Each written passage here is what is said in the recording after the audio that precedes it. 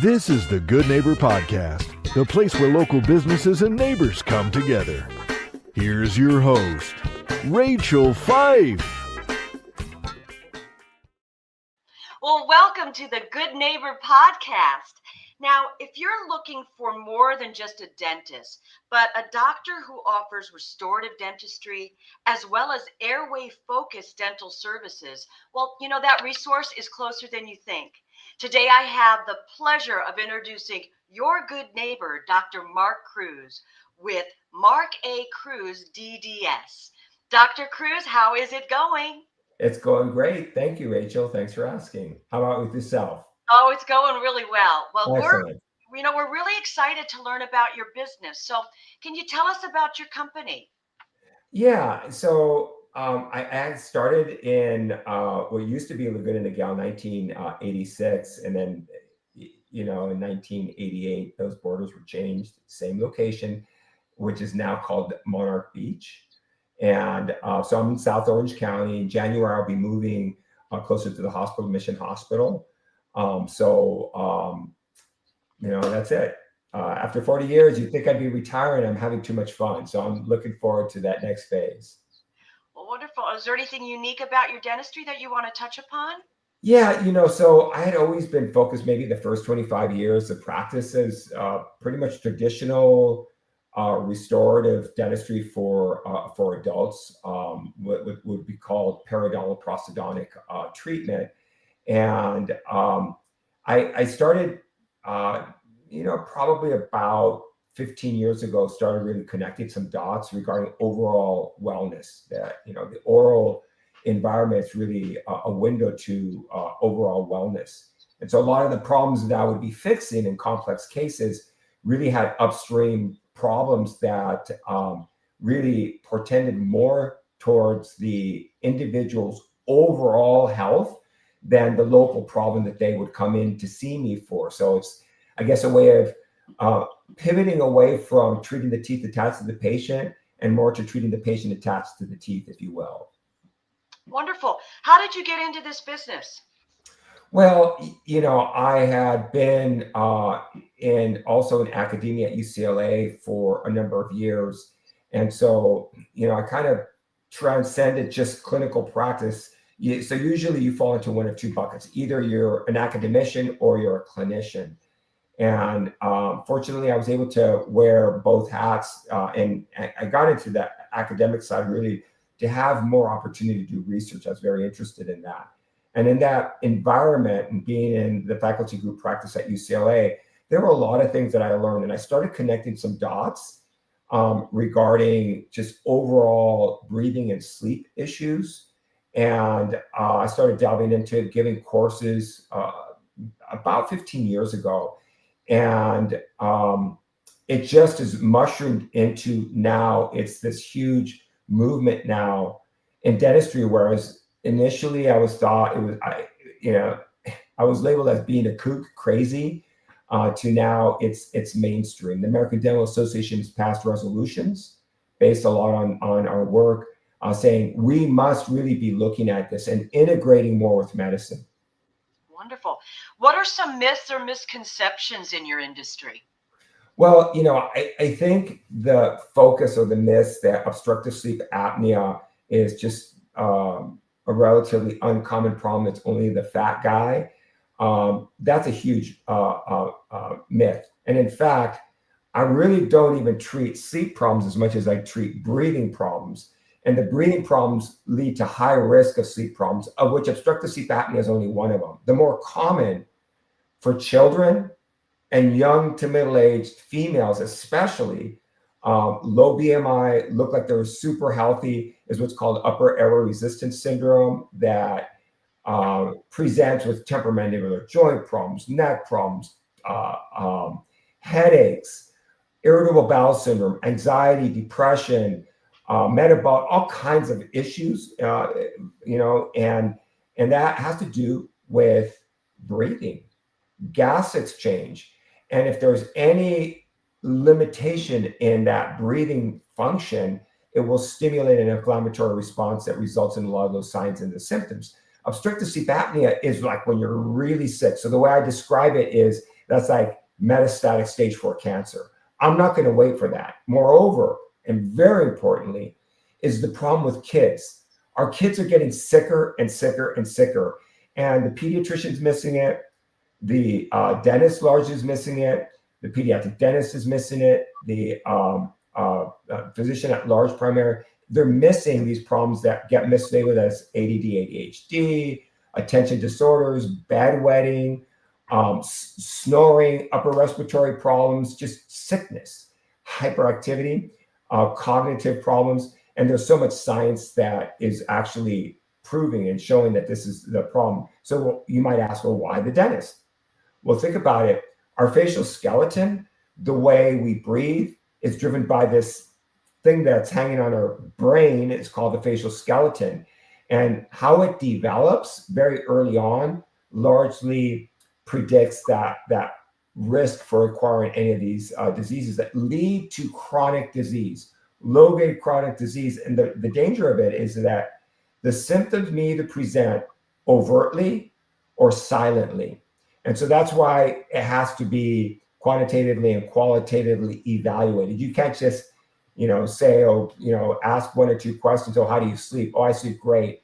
And then you're okay. You actually have to look at it. And so it's a big discussion. I actually have been teaching a mini residency course for these 15 years of a lot of different disciplines between medicine and dentistry.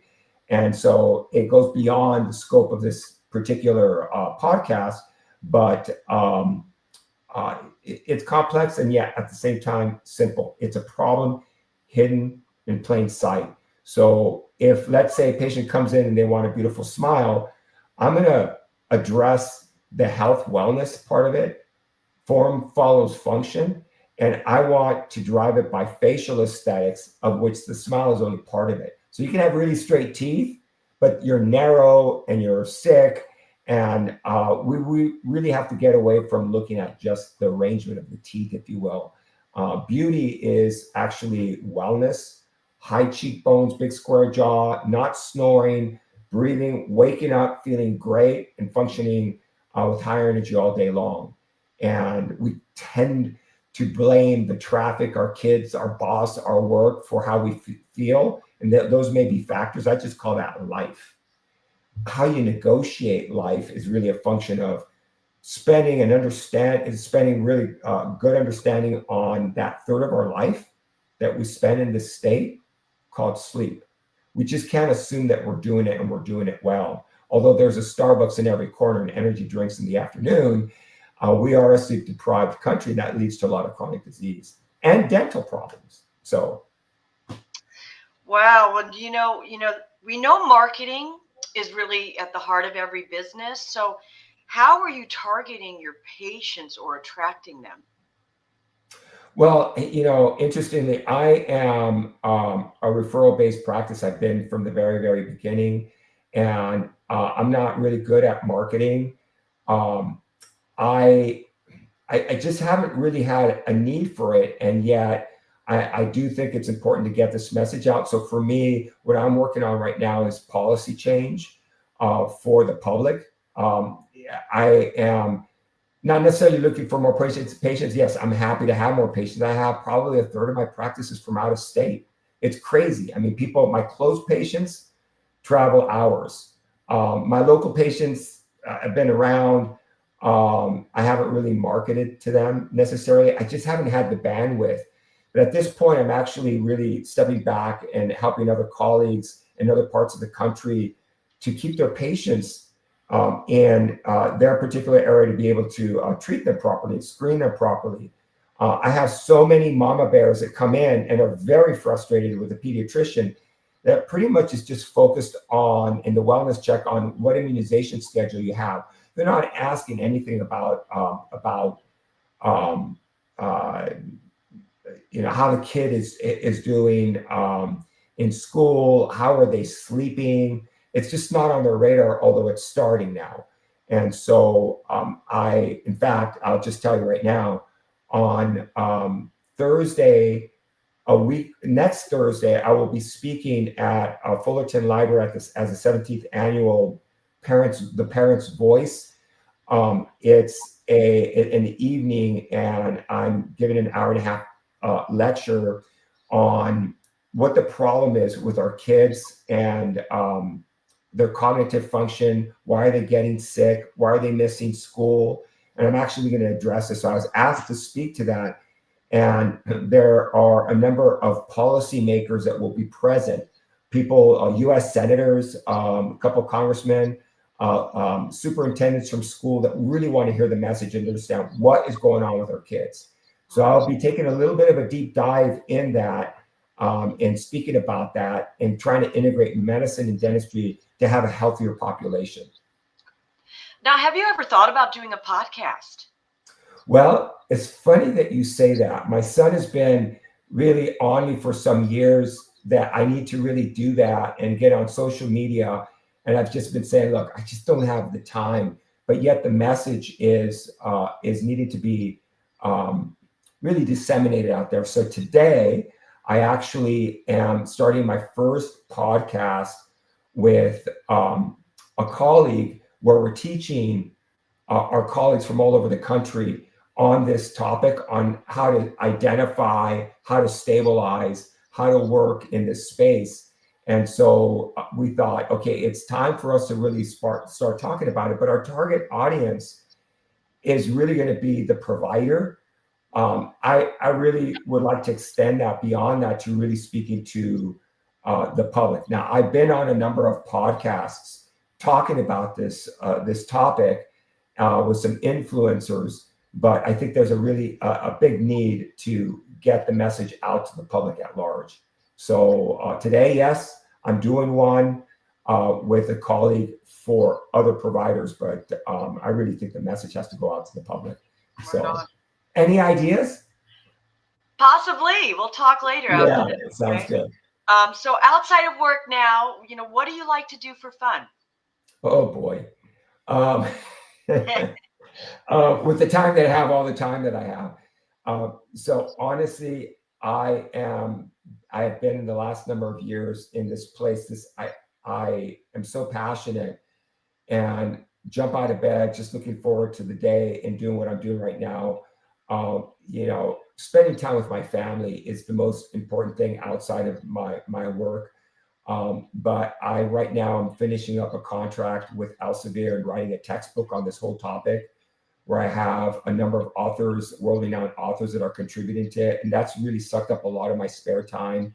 And then I'm starting a chapter. I got invited to write a chapter on this topic for another textbook. I've got a couple of studies. I have a study with a colleague from Harvard. It's a pediatrician physician. And I'm finishing up that. And I have another study, anthropology study. So my time has really been sucked up working in this space. And the little time that I do have, I like to spend it with my family. And of course, I try to go to the gym every day, first thing in the morning, usually at 5 or 6 in the morning. If I don't get it done then, I'm not getting it done, because it's about health and wellness, right? I have to be the best version of myself. And so all the things that I used to do, that I used to love, mountain climbing and surfing and martial arts and all those things, it's almost like they're a distant memory now. It's a part of my life that certainly influenced me, but I just sound like a stick in the mud. And I'm so sorry that I can't give you a more exciting answer about my free time, but that's pretty much the truth. Well, that's good. That's wonderful. Well, Dr. Cruz, please tell our listeners one thing they should remember about Mark A. Cruz DDS.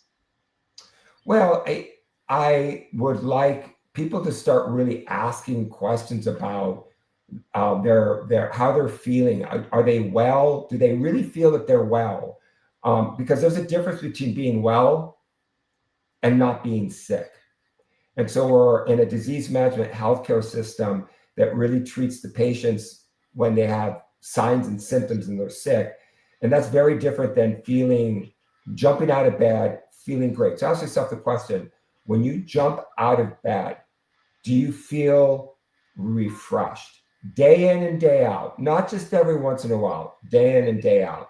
How do you feel during the day? How do you function? How are your moods? Any depression, anxiety, any of these things? Those are questions to ask that have root cause problems that I think ought not to be treated as medication if possible.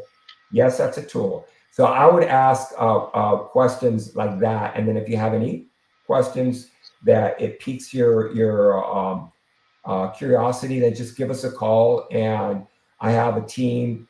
So we're always fielding calls, if you will, and from all over the country. And I'm happy to spend some time on a Zoom like this. I do that all day long with colleagues and patients to help give them information in their own community, or if they're local or they want to come in, does it make sense? And I can get more into the weeds, if you will, on that. But those are the questions that I would leave you with for your listeners. If that makes sense.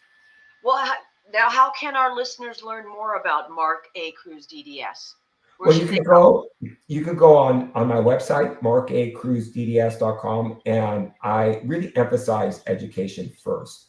So you can go on the landing page. There's a tab on education and probably 100 videos on the topic.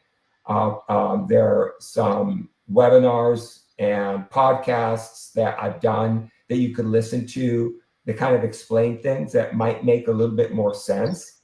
So that's a good start. And from there, my contact information is there, and then they can always reach me easily from that website. Wonderful. Well, Dr. Cruz, I really appreciate you being on the show. And, we wish you and your business really the very best moving forward. Well, thank you for having me. It was my pleasure and privilege. Thank you. Thank you for listening to the Good Neighbor Podcast. To nominate your favorite local businesses to be featured on the show, go to gnporangecounty.com. That's gnporangecounty.com, or call 714-941-8862.